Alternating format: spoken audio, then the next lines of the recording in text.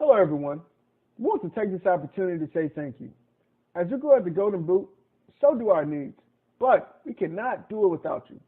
We ask that you continue to like our posts, share our content, and subscribe to our YouTube, Facebook, and other social media platforms.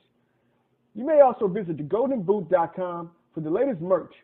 If you would like to make a financial donation, you can do so through Cash App at @GoldenBoot or through PayPal at paypal.me/GoldenBoot. We look forward to bringing you more laughs, knowledge, and entertainment. And again, thank you for your endless support. Sincerely and respectfully, the Golden Boot team. The views and opinions expressed in the Golden Boot podcast are those of the speaker and do not necessarily reflect the views or positions of the Golden Boot podcast as a whole. Y'all ready to get rolling? Quiet on the set.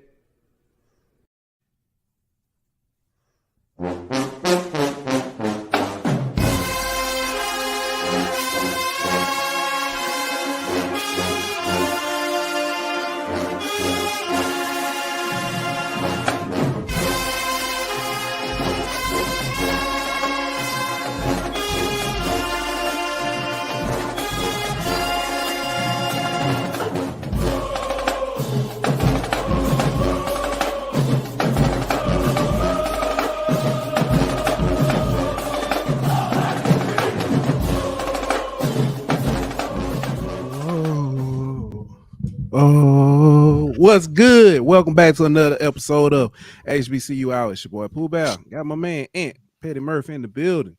What's good, my boy? What's happening? If your bracket wasn't already busted, which I know yours was. Hey, chill out, man. But yeah, it was. It's like it's busted even more because we were talking. Didn't you say Michigan State? Yeah, I had Michigan State. I ain't have them in the Final Four though, but I had Elite Eight. Okay. Yeah, it's been ugly. It has been ugly. You know what? That was a great game, though. It was an excellent game. Excellent game. I will say this: good Ponzi scheme. $5 entry, perfect bracket. Take the bank. Oh yeah. That's never. I never do that. Matter of fact, you can do $1. You do $1. I never, man. That's like trying to win them little games where they be putting the ball under and they move it around and you gotta try to guess which one. Yeah, what's called 3-card Monty, whatever it's called. That's like trying to win one of them, man. It's impossible. Yeah. Man, it's been a good week, man, so far. We talked about it on what was that, Monday? Monday. We said we gotta get our guy back in here, man. We friends with award winning. Yeah, he ain't too good for us now. You know what I'm saying? I know what it was. When I said when I said he act like he went to Grambling, he don't return a call. No, just playing. But nah, man, we had to bring him back, man. It's been a minute, but probably I you know what I'm saying, Dirk deserves an award-winning introduction. Hold on. Ladies and gentlemen, bring it back to HBCU Hour. He has probably we're gonna start like this. The most handsome future Southern Jaguar in the Huntsville area, at the very least, award-winning. It wasn't a Grammy, but it was still a great award. It was an Emmy. Abby. It was an Abby. Oh, it was Abby. Oh, my bad. Downtown wrong Abby. girl. He got the Downtown Abby Award. Bring it. Hey, he ain't gonna never come back after this. But we had to bring him back, man. Our good friend, Mr. Mo Carter. Welcome back to. Oh man, I did that too quick. Yeah, Mr. Mo Carter, welcome back to HBCU Hour. What's good, Mo? Hey, what's going on, fellas? Appreciate the intro. You had me chuckling up real quick. I had to, fix my face before I came back on to get everything right with that. Yeah, it has definitely been a minute, been a few months. I know our schedules have not been on the same sync, but it's good to be back and chatting with you guys about some things. And once again, to God be the glory. with the opportunity to be acknowledged by the journalism peers to be a award-winning journalist for television sports anchor here in the state of Alabama. So I'll tell you, I've still been, grinning ear to ear and whatnot. And no offense, not saying that I could have not won it, but like, hey, my stomach started churning as we got close to the sports category. My wife was like patting me on the shoulder, like, you got this. And then, the worst part of any award show is when they read it out and then they take that dramatic pause. Mm-hmm. And then you just look on the screen, swoosh, and then boom, there your name is. Of like, yo, that's me.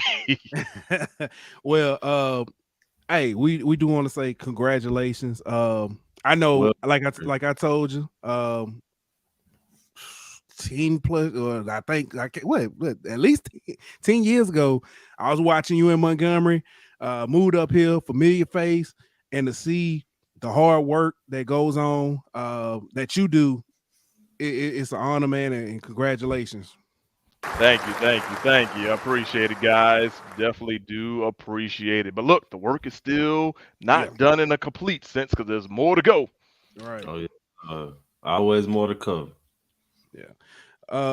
Man, Mo, it's one of my favorite times of the year. It's still, we got a little time. We got probably about 150 plus days, something like that. Football season. But spring games around the corner. We got 9-8 days, however you want to look at it, because some people say once the day started, you don't count that day. But you got 9 days technically, or however you want to count it, left until spring games. Man, I'm looking forward to it. A lot of people are looking forward to it, but the way the schedule set up for some of these games, we ain't gonna see much. Yeah, you're right about that. And I mean, clearly, it's not just even the scheduling standpoint. You also have to think about it from a coaching standpoint. There's a lot of coaches that all they want to do is just see their guys get out there and compete.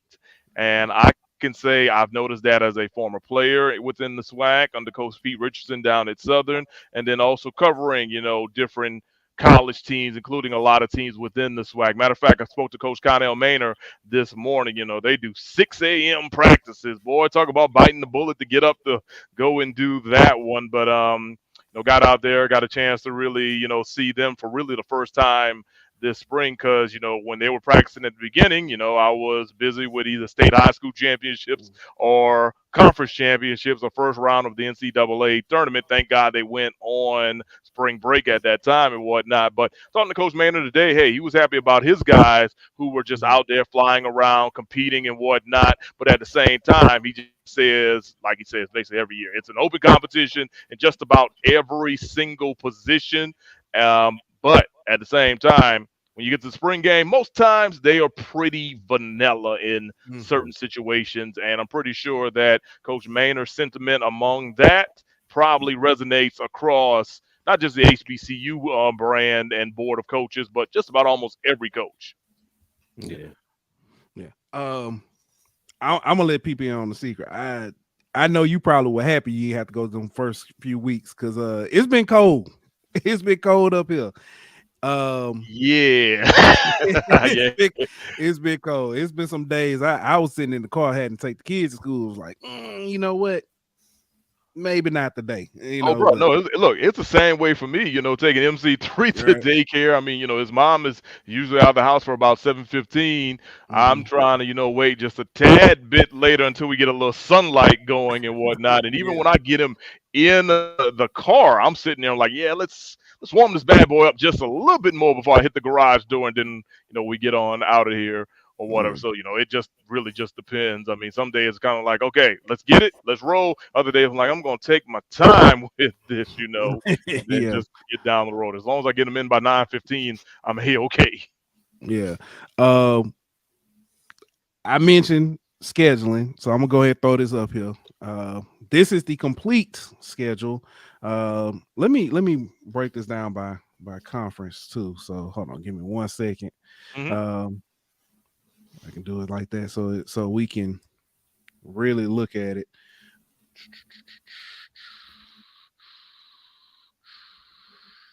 All right, so starting with the SWAC, I'm gonna let y'all in on a little secret.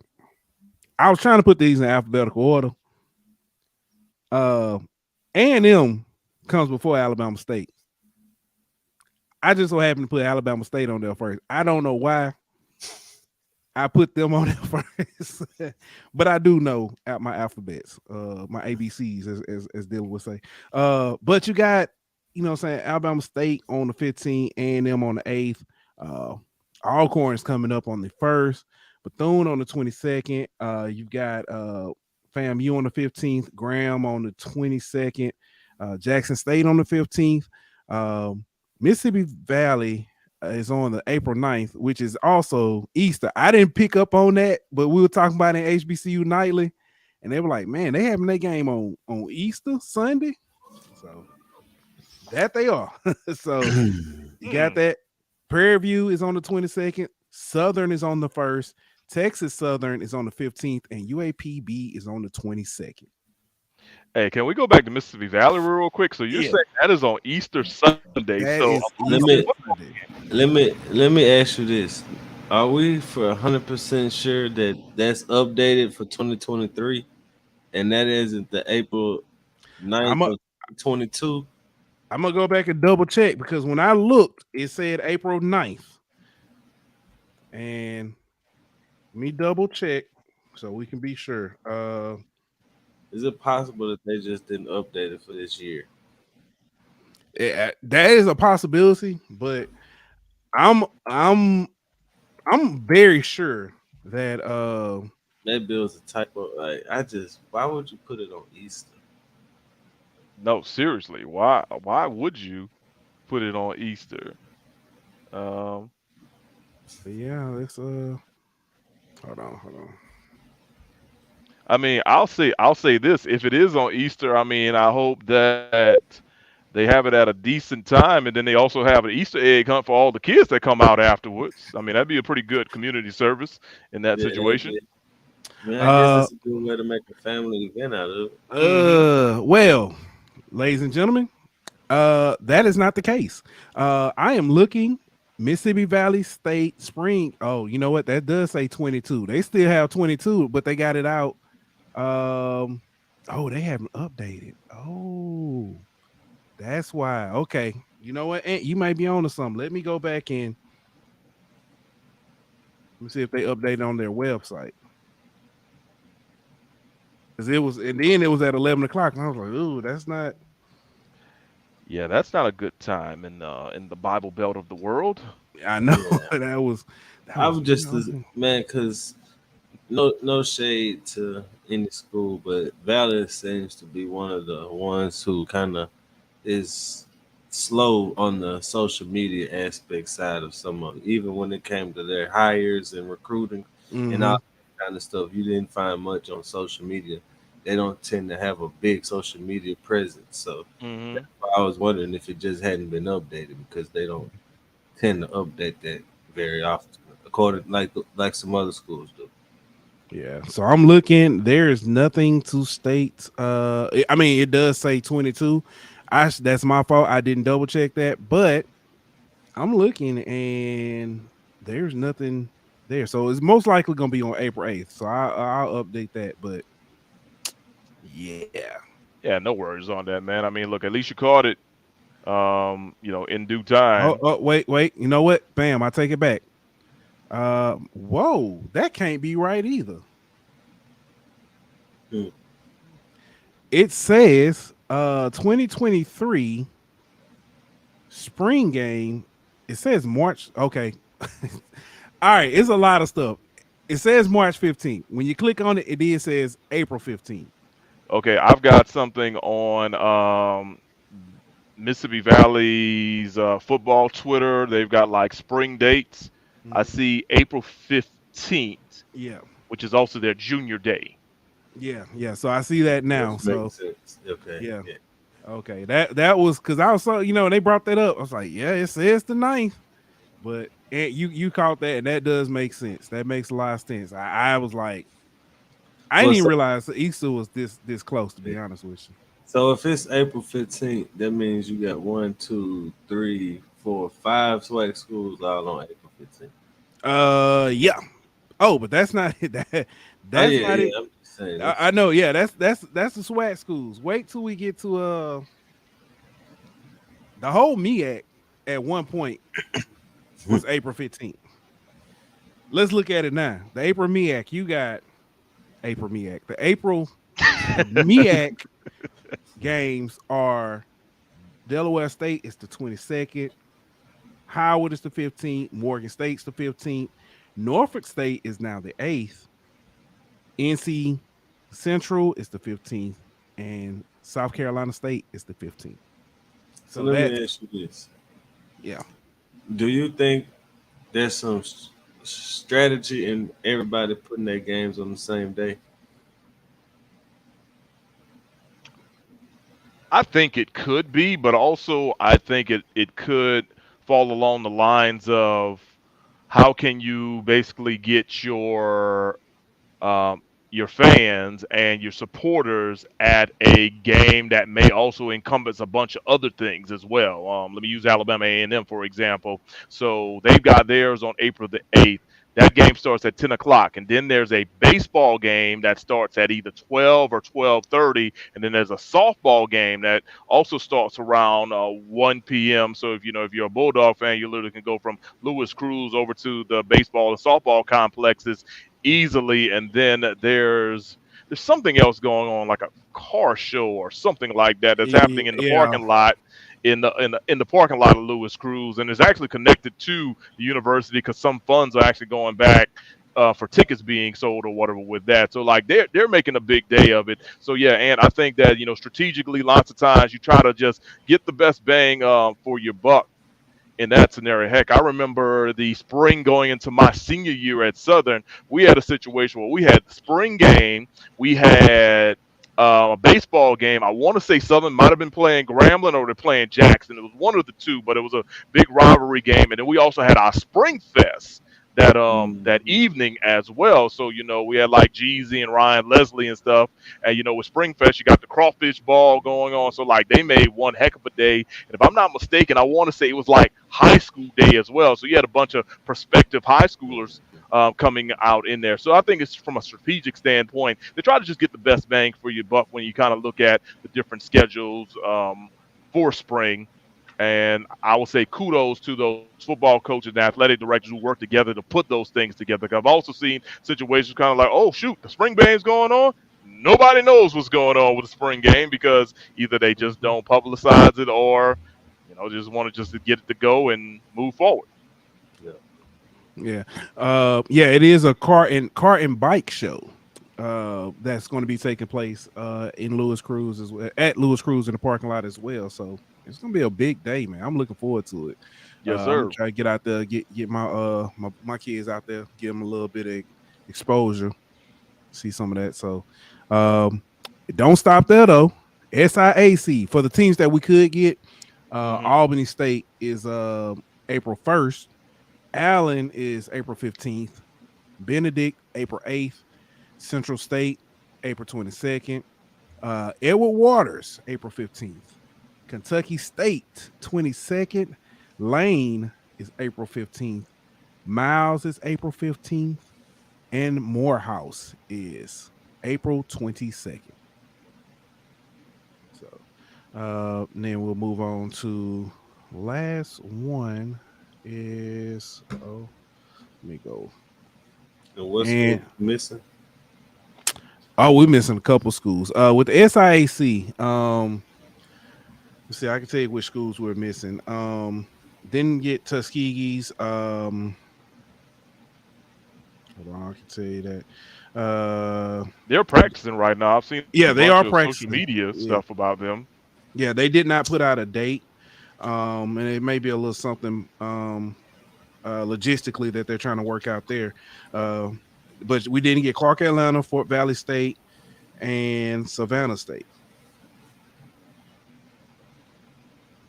So, gotcha. Yeah. They'll show up at some point in time, and guys, all you got to do is just hop back on the graphics and toss them bad boys in there. And the last one is a kind of I'm not going to, they're not, technically they're not independents, but some of the HBCUs that are not in a HBCU conference, and then though a few of the CIAA schools. Now the CIAA were, and that's something we're gonna talk about in a second. But North Carolina A&T is April 1st, Tennessee State April 15th, Elizabeth City State University is April 15th, Lincoln of Pennsylvania University Lions is April 8th, Virginia Union is April 15th, and Winston-Salem State is April 15th. So this is what CIAA, and I don't want to pick on the conference as a whole, but it was mostly CIAA schools and several of the SIAC schools. But I realized that most of them are a little bit smaller, but their social media stuff was not up to. We talked about Valley. Their stuff was like, a lot of times I would look and I would see a coach who's now coaching in the NFL or coaching in the XFL. Last update was 2021.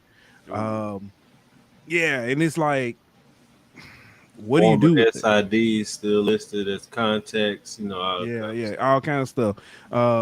And I get that some schools don't have the resources to necessarily update information or get that stuff or worry about social media, but I think it's a good opportunity that they could work with some of their students, their business majors, marketing majors, mass communication, and get them that experience, internship. That's something if you put that on a resume. I work with my athletic department to update social media. That's something excellent that you can do. So if you're listening and you have a student, you are a student, a student who's they don't even have to be a business major, but if they know how to work social media, that might be an opportunity for you to reach out to your school, say, hey, do you have anybody working this? It can go a mighty long way as well, man. Clearly from just helping out from a social brand. Heck, who knows? You may hop into it and then they like what you do and you're traveling and getting opportunities to go to places that you may have never even thought you would have gone, especially in college. So right. And not only just getting the experience, not only just that, you get the experience doing that. You can go to an NFL, NBA, professional franchise and do their social media for them. You could parlay that into an actual paying gig, and you'll be getting paid to do what everybody does every day: post on Instagram, post on Twitter, whatever the case may be. Yes, sir. Yeah, so like I said, I just think it's a good opportunity. When I say that, I don't like bringing up problems without necessarily having a solution for them. What I'm saying? Sometimes it is, good rhetorical to bring some stuff and have that kind of circular conversation. But a lot of times you do want to have a solution. So just want to put that out there. Hopefully somebody takes that, runs with it, because I didn't know this. Somebody mentioned it last night. Was it Fair Dixon? Is it SID or yeah, they're SID. He's a junior at the school. Mm-hmm. Yeah. Is he in the school? Somebody would say he was like a high school kid. No, he's a junior. He's a junior at the school. Okay, I was gonna say he's a junior at the school. And what the what did they say? I think what was situated to be his quote unquote salary is basically paying his tuition. Oh, that's nice. That's dope. See, dope situation. But Mo, now we gone over the kind of some of the games. We know that there have been coaching changes, not necessarily even at the head coaching spot, but with coordinators, with position coaches, and people making moves and stuff. Are there some teams that you kind of got your eye on, just kind of kind of want to see how they operate now under the new regime or with the new coordinator or anybody like that? Oh, absolutely. I mean, clearly you want to kind of, first of all, keep an eye out on what Jackson State's going to look like. With TC Taylor, yes, he's a JSU Tiger through and through as a former player and an assistant or whatever. So what is it going to look like in Jackson with him in the leadership role under his tutelage. So you definitely want to keep an eye out on that. Another one I want to keep an eye out on, along with giving a shout out to, is over at Prairie View. Shout out to Coach Alvin Fosselman, who got promoted to the role of defensive coordinator. He's my college teammate uh, at Southern University, and I mean, we call him Rock. He's always been a great guy and whatnot. Knew he was going to get to a spot like that. So, I love to see what he'll be able to do over there at Prairie View. Clearly, there are other places that going to have a lot of things going on. If you drop down to the D2 level, what's the transition going to look like at Tuskegee? Now with Coach Reginald Ruffin moving from head coach / athletic director to just strictly athletic director. How does that team move forward under quote unquote a new coach who had already been affiliated with the school? So really interested to see what's going to go on with that. Morehouse, they've got a new head coach after Coach I'm losing. I cannot remember his name for to save my life right now. But their coach was there a long time, and then they decided to go ahead and part ways with him. So it'll be interesting to see how it looks with him. I mean, right up I-65 from me in Nashville. Interested to see what it's going to look like with Coach Eddie George and company after he made a few changes at Tennessee State during the offseason as well. So this is the time where you see those things not only occur, but you like to see how well those guys can implement their systems, and can the student athletes pick them up quick, fast, and in a hurry, or will it take some time? And if it takes some time, how much time is the administration giving these coaches to kind of get the job done that they expect? Yeah. Yeah. For me, I think Coach Hampton at UAPB, seeing what he can do with his first year there. As far as offensive coordinator Grambling, what their offensive coordinator can do, especially with the new quarterback they brought in from Alabama State. The whole fiasco that was surrounding Bethune-Cookman football and the whole university, what can Coach Woody? Woody. Yeah, what can he do down there? He's obviously a famous alum. Has a lot of strong ties to the university in that area. So what can he do to kind of shake them back this season? And so I think there's Valley. Losing Coach Nancy. How can they respond after that? So I think that there's a lot of changes and there's a lot of new faces. And like Mo said, it's how quick can they make their impact and how quick can the team respond to it and pick up and buy into that. Yeah, that's true. And plus, so the former Morehouse coach is Rich Freeman. That's the name I want to go ahead and get out. And let me throw this one out there too, because there was shakeups at Valley and whatnot. Coach Willie Totten is now actually the quarterback's coach at Southern University. Just found that out not too long ago. So it'll be interesting to see, what can he do with basically a fresh room of talented guys in the QB room. And they don't have a returning starter, roughly. So it'll be something else to kind of, keep an eye out down there on Scotts Bluff. Yeah. They ain't returning starter, but the best quarterback on the roster from last year still there. Hopefully Coach Dooley thinks the same way. You mentioned it, Coach T.C. Taylor with Jackson State. I made the comment before. I want to say again, I don't think it'll be a huge drop off as far as play on the field, but I think Coach T.C. Taylor has a huge job. I mean, he's got huge shoes to fill, not even from the whole who he's replacing. I think the biggest thing that's going to affect them, they're still, even though the former coach is gone, the problem is they're still about to get everybody's best shot because those feelings are still hurt. It's still a lot of people, saying, hey, they might not have liked stuff that was done by this person, but you still got Jackson State on your jersey. Correct. We still owe Jackson State this. So they can't take it out on who they want to take it out on. So you. You know what I mean? So where your brother at?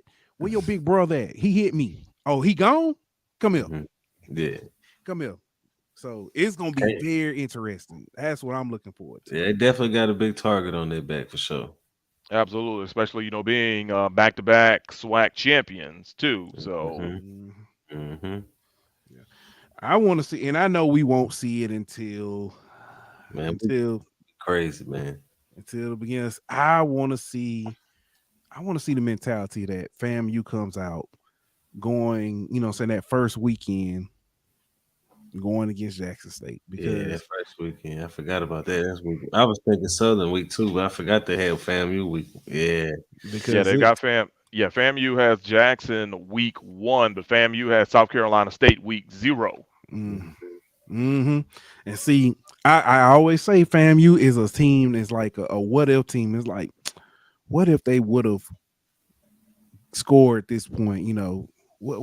How would they have done it? So it's gonna be interesting, man. And also, it's gonna be interesting to see if how the SWAC, handles the SWAC MEAC challenge. That's Jackson State again. How they handle the SWAC MEAC challenge, and also the Celebration Bowl. Yeah, just send Gremlin if y'all want the SWAC bowl. This guy. I mean, he's not lying. Yeah, that's true. He's not lying. I mean, at one point they were saying just send Southern for the MEAC SWAC challenge. Yeah, exactly. Yeah, man. So I don't want to stop talking football, but let's move on. Let's talk a little basketball. We've seen a lot of players, especially now the season's over, have entered their name into the transfer portal. One such is Lady Rattlers leading scorer Dylan Horton. She entered her name in the transfer portal. I think you finna see a lot of this, bro. It's the new day and age, man. Especially whenever you have someone of her caliber, leading scorer on your team, one of the best players in your conference. It's gonna be common to see that caliber player test I almost said free agency, test the portal to kind of see what interest they could get for bigger programs. I would like to see more of them stay at HBCUs instead of going to the lower tier, mid majors. If you get a Power 5 offer, I understand that, but if you jumping from FAMU to FIU or something like that, I don't really think that it's really worth it, in my opinion. But I think players like her caliber, we're gonna see that it's commonplace now. Yeah, I can definitely agree with Ann on that. I mean, just because the rules have changed and student athletes, especially the ones in HBCUs, they may have enjoyed their experience, but they want to see if the grass is greener on the other side. And sometimes it is, and sometimes it's not. I just really think that everybody's situation is completely different. And also in the world of NILs, let's just be for real. Sometimes some programs can get outbidded for certain certain student athletes. I don't want to say paid, so I'm gonna go ahead and just say outbidded in this situation or whatever, because I don't want to get any other programs in trouble, because the way things are set up, there are certain wordings that certain programs have and other programs don't. So yeah, clearly I think we're going to continue to see this, and I don't really know what the change up really can be unless like you put a cap or something when it comes to NIL deals. And I mean, you talk about transfer portals. As of today, Garrett Hicks, Alabama A&M, has entered his name into the transfer portal. Alabama A&M's leading scorer, about 13 points per contest, a former All-SWAC standout, and he knocked down, I think it was 40% from the field from three-point range. He's got a year left. Technically, he's got that COVID year left to basically play as a grad transfer. So looks like he's going to be testing the waters and whatnot to see if the grass is greener. And clearly, I think you're going to also see more of this across the board, especially like if you're like an all-conference selection standout along the line, especially of like a mid-major or low major or whatever. If, hey, Power 5 or group or whatever reaches out to you and be like, hey, you know what? They get some eyeballs on me and they want me, that the possibility to actually get them there is very, very high. So clearly, if there are ever some changes that need to be made with NCAA to to really put a little bit more legislature or cap on it or whatever, I think that's the only way we see things change in general or whatever. Right. Yeah. I just don't know how you can cap the NIL aspect of it. I don't know either, to be honest with you. You can't. Considering it's not compensation from the school, there's no collective bargaining, so you can't put a salary cap in place. It's all free market, and you can't put a cap on capitalism. Well, Ed O'Bannon gave him a chance. He did. If the NCAA had to just did what they were supposed to in the first place, we would have still had NCAA football. That was a problem of NCAA having a false bravado of superiority. Yeah. I mean, they really thought that they were more than what they were. Correct. But then, Ed O'Bannon, then North Carolina, and then, the list goes on and on of people who showed them they ain't as big and bad as they thought they were. If kicking the can down the road was a person. That's the NCAA. They literally. I thought you were talking about the Saint salary cap. My bad. Oh, he petted tonight. But yeah, it's hey, they the Spider-Man meme pointing at each other. Right. Man. Which one is gonna backfire on first? They literally the NCAA, because it's already back right now. Again, instead of putting some regulations in place for NIL, what they do, they kick the can down the road and say, "Hey, Congress, can you help us out?" Congress the one helping, just like told you, NIL is legal. Mm-hmm. Well, you got a few Congress people trying to. Man, ain't nobody listen to Tommy Tuberville's stupid. No man, you finna get me started. But it ain't just him though. It's not just him. So let's not bring up individuals. But I vote for him. I hope you didn't. I vote anyway, in this what's called it. I will tell you. I understand, but I'm saying like it's more than him, and I understand the NCAA wanting them to get involved because that's the only way that you can kind of rein this in. But I don't see how you can change it from being a states' rights issue. And as long as it's a states' right issue, then it's going to be what we have now. Not trying to get too political, but it is what. Let's not talk about states' rights. Last time that happened. Oh, yeah. Get too political, man. I'm just saying it's going to be up to each state what they want to do with NIL. I'm going to leave it at that. Sweet home. At least we're not in February right no more time.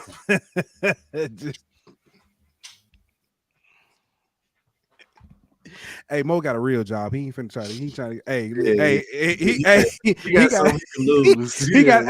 He got his job handle on there too. We ain't finna get you in trouble, Mo. We need to play the Views Express. Everybody say they're gonna be calling Mo about that award you just won.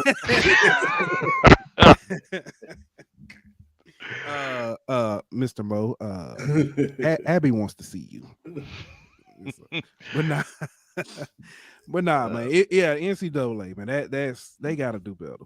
They gotta find some kind of way. Yeah, I'm not.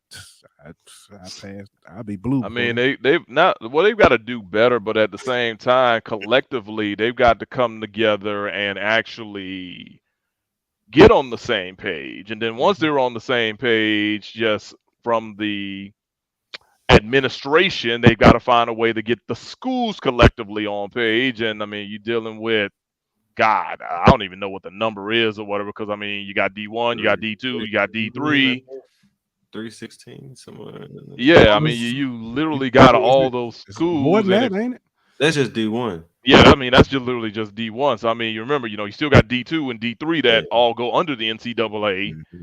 And while it's a governing body, there's still a whole lot of other things that have to kind of roll by to even make whatever happen. So yeah, I think we're still going to be in a murky situation until eventually somebody just lays down the hammer and is like, this is what we're going to do, and we're going to move forward. If you don't think we should, leave the NCAA. And the problem is what's going to happen if the administration does get on on one accord, what's going to happen is the first thing they're going to do is call up either, well, he ain't there no more, but Kevin Warren's, whoever replaces him, or Greg Sankey, and then it's going to go down here. Yeah.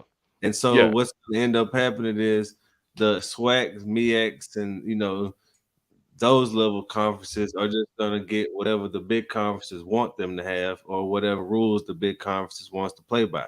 And so I mean, you kind of see that with football right now, Ant. Yeah, exactly. I mean, and not just that. You seen it with the NCAA tournament, because watch, when they expand to 96, you're not going to see these smaller conferences get another team. You're going to see more Power 5 bids get another team. So, I mean, what you're going to see is all the rules start being catered toward these major Power 5 conferences, especially if we start seeing the Big Ten and SEC become super conferences. And so the SWAC and the MEAC and SIC and everybody else is just going to be at the mercy of whatever those conferences want. Man, listen. That's a hell of a segue, Ant. You like how I did that, huh? I know. It's a hell of a segue. Let's talk about that. Because speaking of SWAC, Dr. McClelland, the commissioner of the SWAC, was asked recently about the SWAC being a one big league and getting out of that stage. And he basically said we got a long way to go. I'm trying to find his direct quote. We have a long way to go. So he might as well have said it's impossible. The way the system is set up right now, it's impossible. And he said a lot of it has to do with the schedule. We're not going to get there playing 8, 9, 10, 11 games guarantees. We certainly cannot. We're certainly not, unless you go out and win those games. It's mathematically impossible for you to go on the road for 11 games in a row and think you're going to win 8 or 9 of those games. Yep. Now, we know that the SWAC had the crossover with the Pac-12. Won like 3 of those outings. Well, the conference overall against non-SWAC opponents, 20-113. Yep. And see, this is the issue you have. If I'm not going to use Grambling. I'm going to pick UAPB. All right. UAPB. You're going to go play Arkansas at Bud Walton. You're going to go play Missouri. You know what I mean? You're going to go play these money games, but you're not going to get any one of them to come to you. No, you're not. You're not even going to get Arkansas Little Rock to come to you. You know who you might get to come to you is Arkansas Monticello, Central Arkansas, you know what I mean, Washington Baptist, or a school like that. Who hurts you? You don't even that doesn't count towards the schedule. RPI. Yeah, it doesn't count towards your RPI. So where did you find these games to build your RPI and pad your RPI? You're not getting them. The only way you can get them is to go on the road and play them. And like he just said, you're not going to go win 7 or 8 games on the road in the environments that you need to play in to help your RPI. So it's statistically impossible the way that the system is set up for the SWAC, MEAC.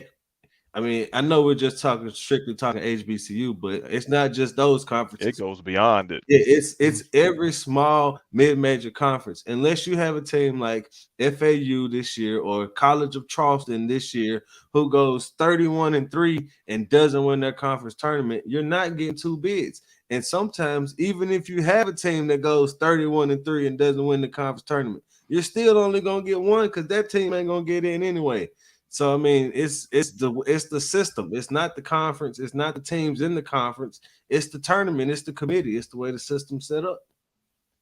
Nah, man, totally agree with you on that. As a matter of fact, Dr. Cavill was talking about this the other day, and he was like, think about this. There are 32 automatic bids to the NCAA tournament.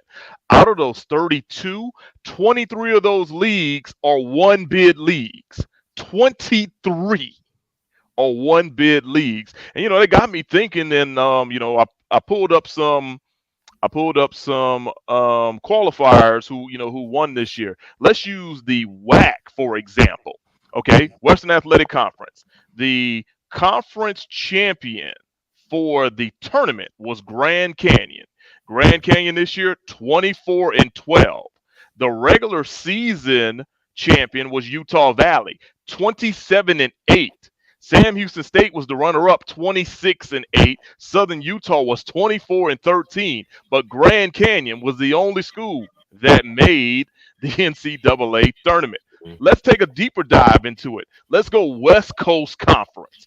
Clearly, we know about Gonzaga and we know about St. Mary's.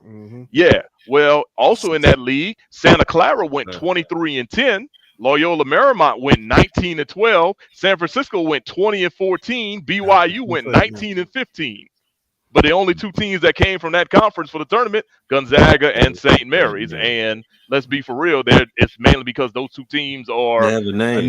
They have the name and they're mid-major powers. And then the one that really, really kind of shocked me was from out of the American, man. You had two teams in the entire American, Houston and Memphis. Were the only two teams that came out of the American. And I mean, in the American, let me pull up the Tulane, UCF. Yeah, you had Tulane, who was 20-11. Cincinnati was 23-13. Wichita State was 17-15. UCF was 19-15. You had all those teams, and only Houston and Memphis, made the NCAA tournament. So clearly, it's do not me a favor, Mo. Do me a favor, Mo. Pull up West Virginia. West Virginia, okay. Big 12. Tell me what their record was, because they got in as a 9 seed. West Virginia Mountaineers. All right. West Virginia was 19-15. They got in. What was their record in conference? In conference, they were 7-11. They were 7-11. So you know what? With that being said, I have to scroll down and look at their their schedule. So I mean, they played in the toughest conference. That's why they got in. You know what I mean? Well, but that's my point though. They're getting in because they playing in with Kansas State, with Kansas and Texas. They play in a conference with 3 good schools, 4 good schools. So that's why they get in. Whereas a team like you just mentioned, not Grand Canyon, but in that conference, who won the best team in that conference? Southern Utah, I think you said.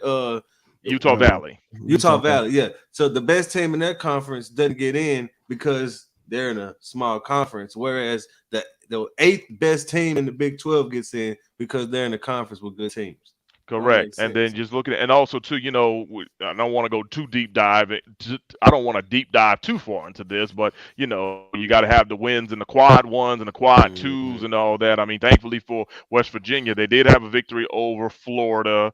They had victories over UAPB and Buffalo. They won at TCU when they were ranked 14th. They beat Auburn in the Big 12 SEC championship. They beat Iowa State when they were ranked 11th. They beat Kansas State when they were ranked 11th. So the thing about the whole quad system, in a way, that's flawed because that's just like saying top 25 wins in college football. If you're in a conference that has better teams, you get more chances to have these games. So therefore, you have more opportunities to get quad 1 wins. That doesn't make you a better team just because you played 14 quad 1. You played 14, games versus quad 1 teams or whatever, and you won 4 of them. And this team over here played 2 and won 1. Who's the better team? You get what I'm saying? Like, I get what you're saying, man. It's a flawed system, and the system is designed to protect the Power 5 schools, just like everything else, man. That's why my suggestion, whenever they expand this tournament to 96 teams, give every conference 2 qualifiers. You get your regular season champ and your conference tournament champ, and let's even the playing field a little bit and get actually some of the best teams in from these smaller conferences, and not just the team who got hot at the right time, like a Texas Southern, for example, who wasn't the best team in their conference, but they got hot at the right time. Yeah, they definitely did. They definitely did. I mean, you talk about Texas Southern. Let's take a look at Fairleigh Dickinson, the team that beat Texas Southern in the first 4. The only reason why Fairleigh got in. Yeah, they should have not even got in, but Merrimack was transitioning to Division One. So similar to how it was last year, I think it was with Eastern Kentucky. They couldn't accept the D1 bid because they were making the whatever transition. No, it wasn't Eastern Kentucky; it was another Kentucky school. But that's how Jacksonville State got in last year. Due to that. So Fairleigh Dickinson got in this year because the champion making their transition in that scenario. So then look what happens; they end up going knocking off a number one team.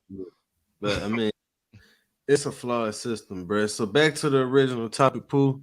How can the SWAC become a 2-bid league? Right. Become a Power 5 conference?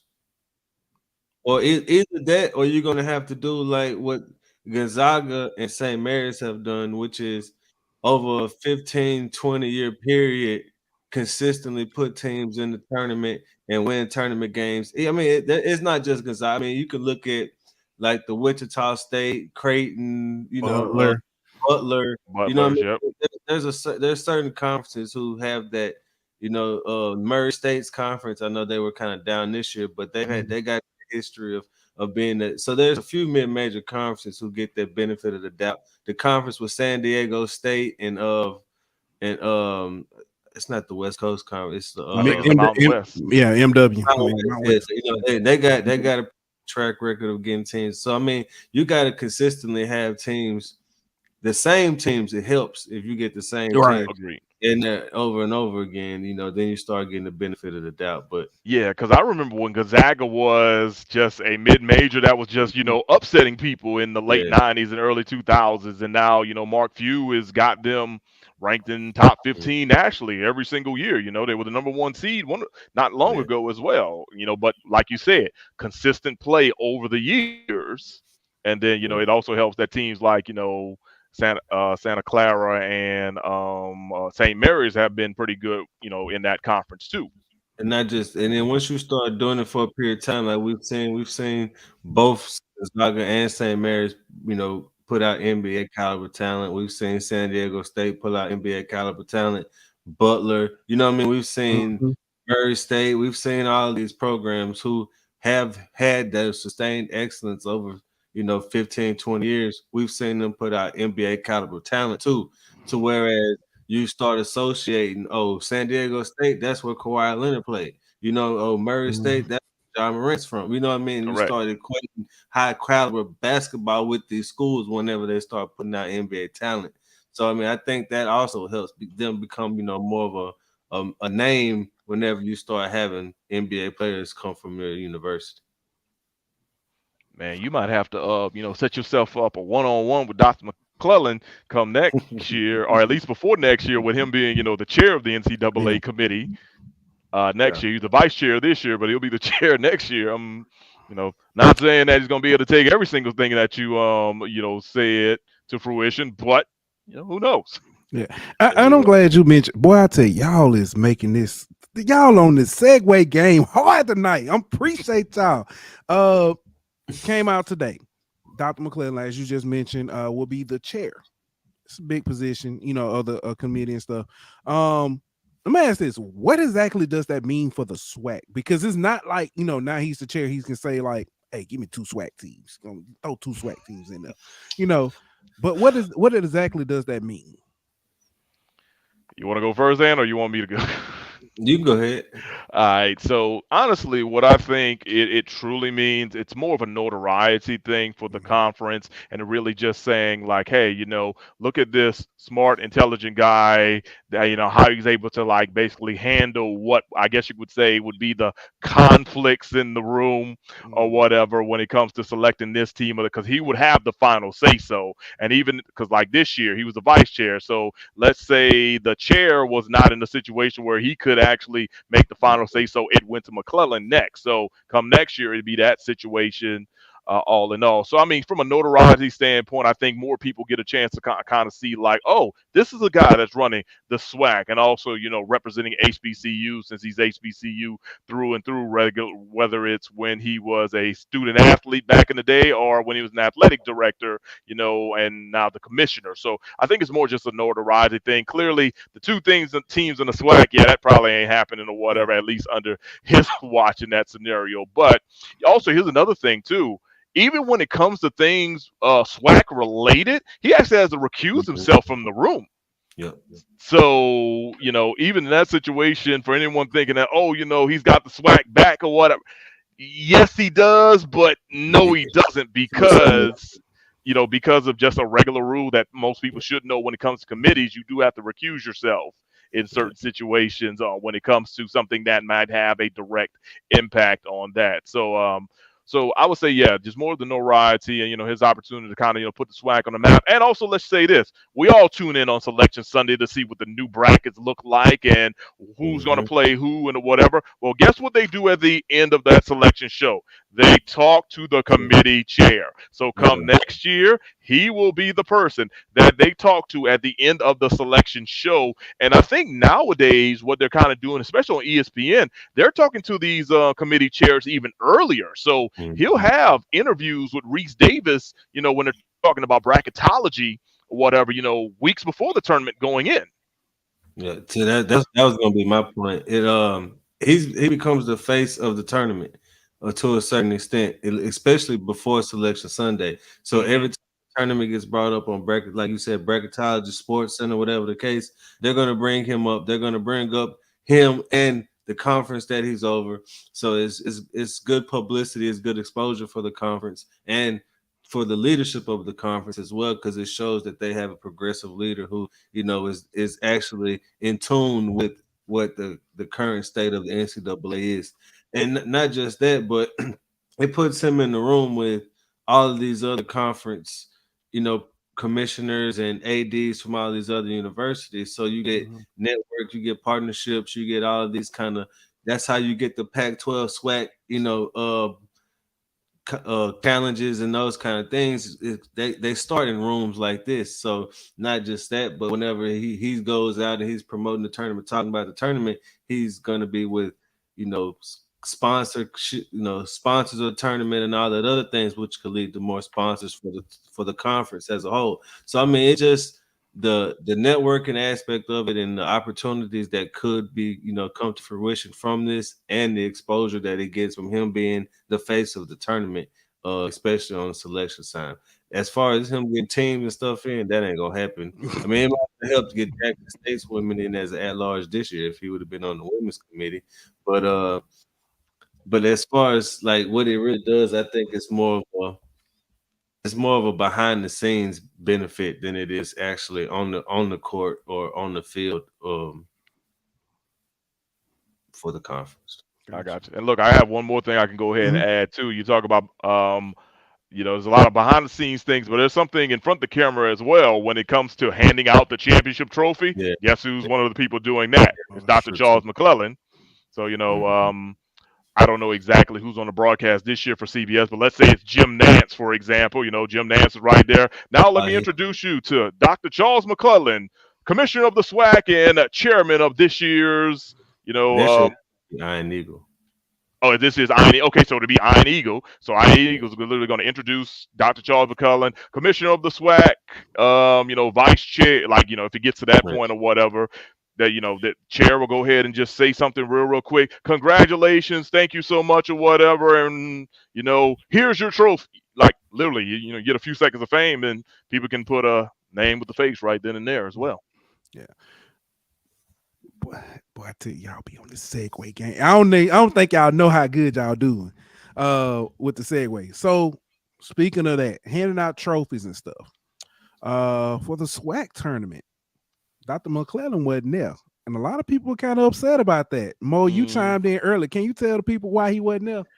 Yes, here's why Dr. McClelland was not there this year, and that's why he was not there last year and the year before. He's on the committee. When you are on the committee, it's similar to how it is with the college football playoff committee. You have to put everybody in the room, isolate them, and they're watching basketball all day long, really, like for almost the entire week, because now you're seeing a lot of schools and conferences move their conference championship games to like Tuesdays and Wednesdays sometime, so they can get the ESPN exposure. So he was in Indianapolis literally for about a week, maybe a week plus. It kind of just depends. And they're all watching basketball. They're all taking notes, and all that leads to the preparation of what is called Selection Sunday amongst the committee members, which Dr. McClelland is as well. It's the same way with how Alabama's director of athletic, Greg Byrne, was not in Nashville with Nate Oates and company because he's on the committee. So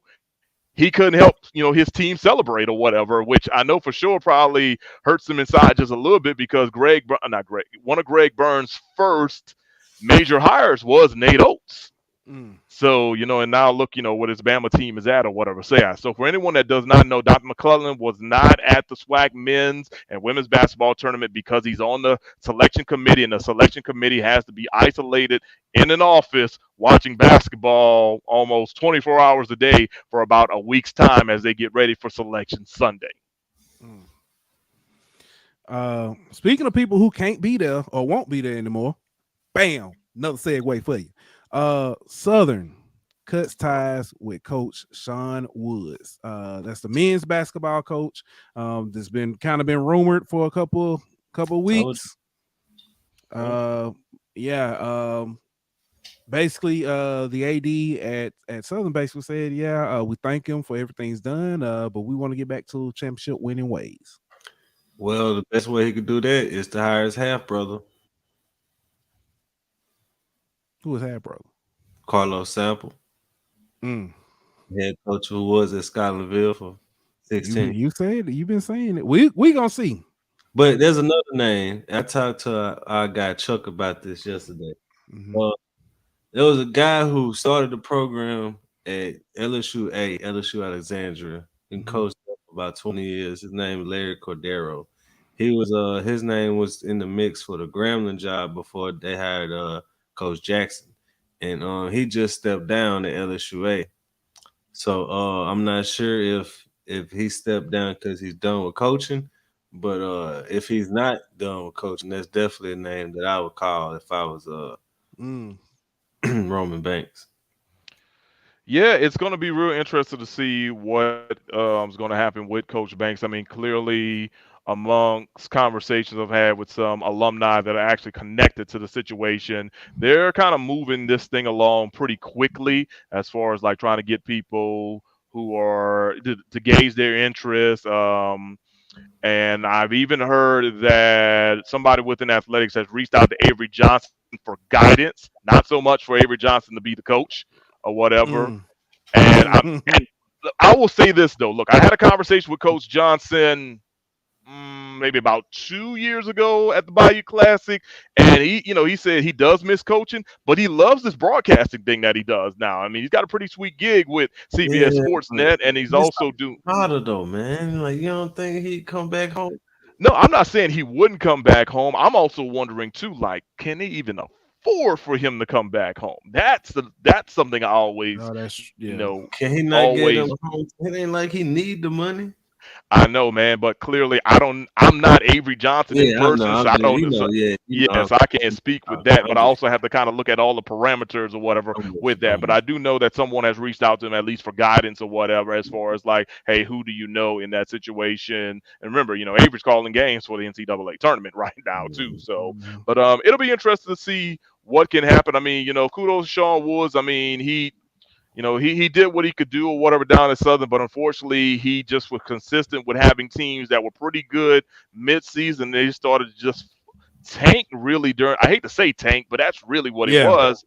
And it seemed like every single year, they were like ranked 1, 2, or 3, and then they just go on a losing streak, and then they stumbled their way into the SWAC men's basketball tournament. And he was on his last year of his contract, and clearly it was either giving him a contract extension or find somebody else. So it's not like they fired him. It's just they decided to part ways and move forward with the change. So it'll be interesting to see what happens. And also, too, with Roman Banks being a former college basketball coach, he's going to put a lot into this as far as trying to, get somebody that's good because, basketball is his sport.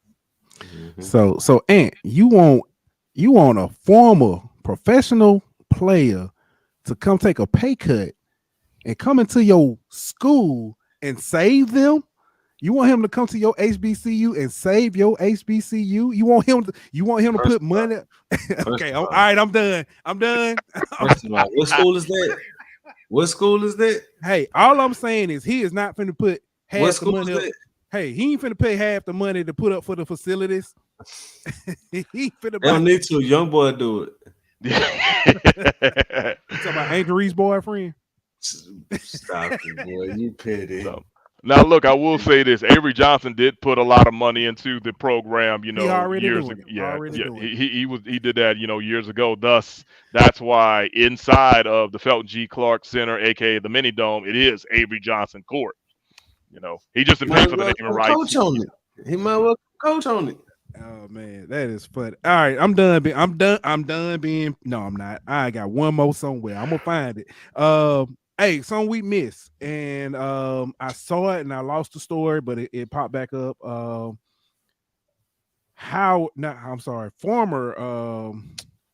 Tennessee State. Is it Tennessee State? No. I know their former athletic director is being introduced into like the basketball Hall of Fame. That's Yeah. not that one. Not that one. Okay. It's a different story. But yeah, since let's talk about that. She was the former Tennessee State athletic director, and also women's basketball head coach. Golly, what is her name? The person me and Anna talking about is Teresa Lawrence Phillips. Thank you. She headlines the class for the Tennessee Sports Hall of Fame this upcoming year. There you go. She was the head coach of TSU in Nashville for 31 years, along with being an administrator and director of athletics. 31 years is a long time. That is a long time, bro. Right. I mean, who gonna file? She can't. She file herself. But Reggie Thee is trying to do that now. Okay, I told you I had one more. I told you. All right, I'm done. Reggie Thee is finna fire himself. Oh man. Hey man, look, y'all talk about Reggie Theus like that, but clearly there's more going on with that down there in Daytona Beach. I know, man. It's somebody crazy. tried to tell y'all, and y'all got mad at him for. Okay, I'm done. I'm done. Okay, but seriously. I mean, look, you ain't gonna do that to Coach Bill Fuller from Hang Time in the mid-90s. Man, listen, that was. Hey, leave Riverboat Reggie alone, man. Hey, man, listen. I don't know how many more people even got that reference I just talked about, but I remember that show. But no, I was finna say Howard, but his got a name young Anthony Anderson on that show too. It was a lot of people on there. Howard A. Fagans, he's named the new head coach at St. Augustine. He's got an extensive background. He was a DB defensive back at North Carolina and in NFL. He's coached at, because I was just looking at it, he has like numerous programs where he just coached at. And I can't even find it now. Here it is. Colorado State, Pueblo.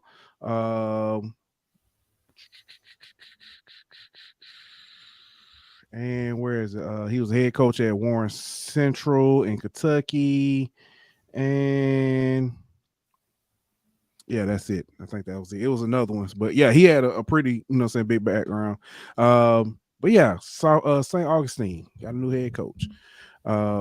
Then this last story was so random when it popped up.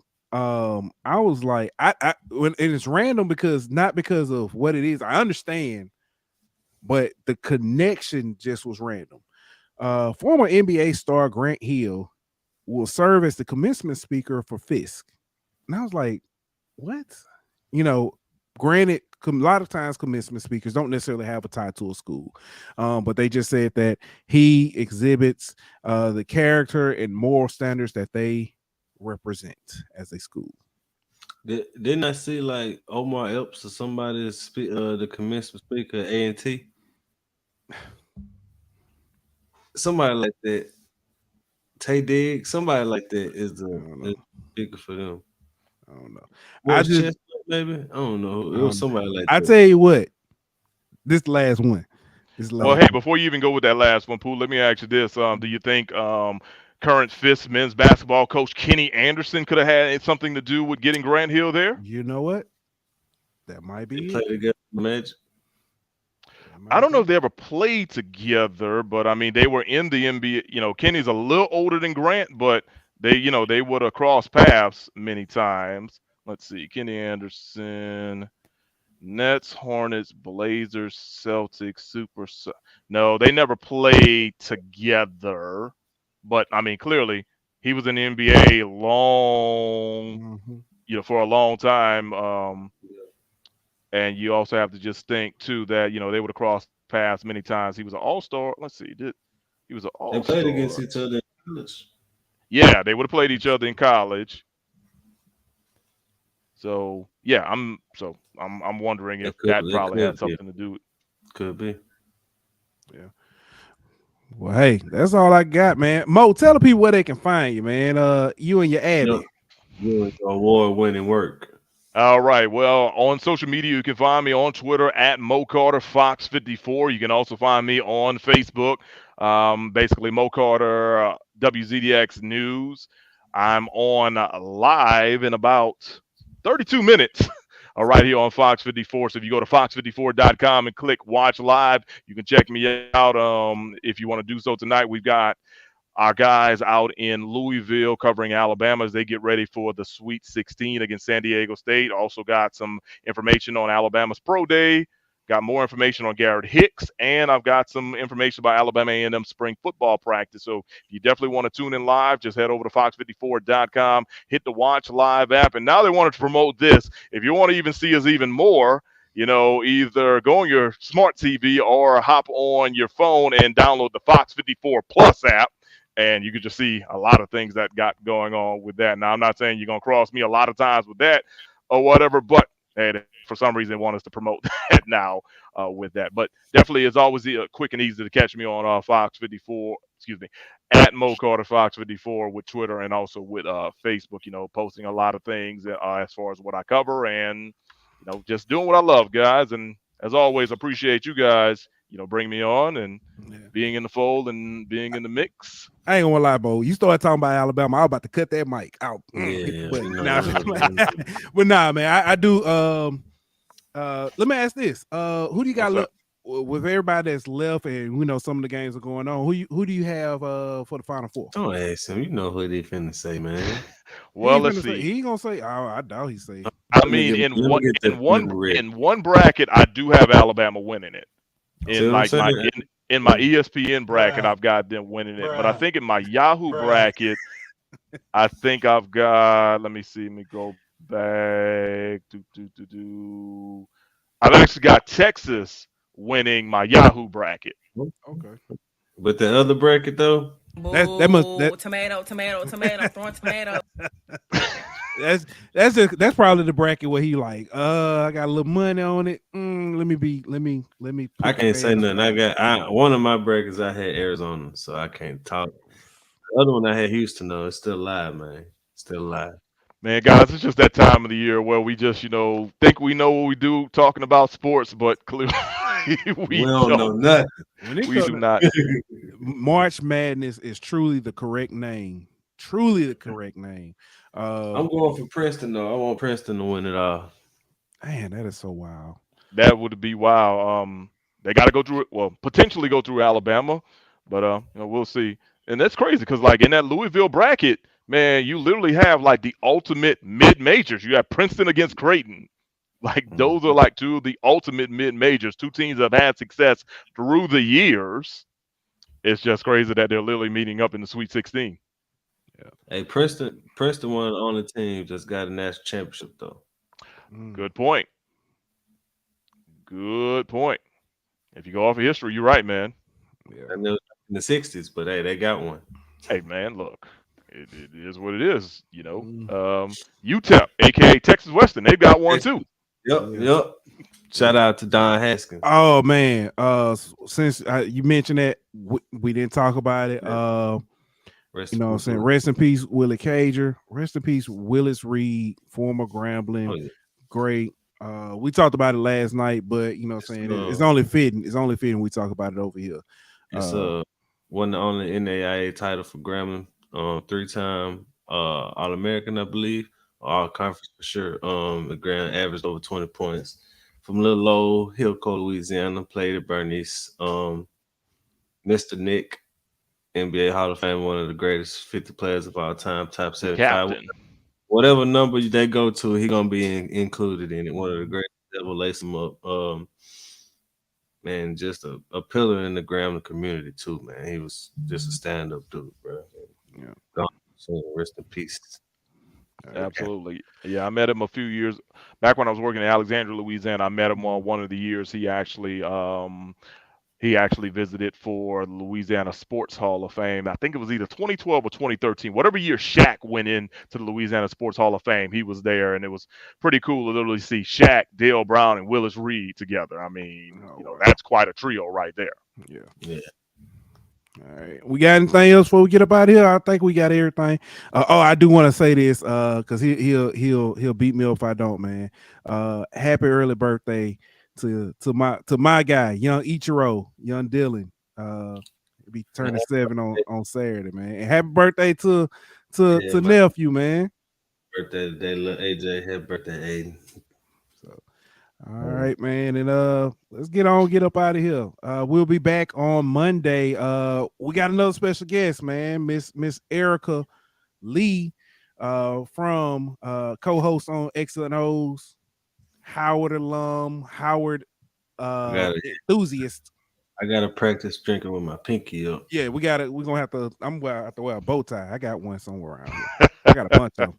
But all right, man, we out. See y'all on Monday.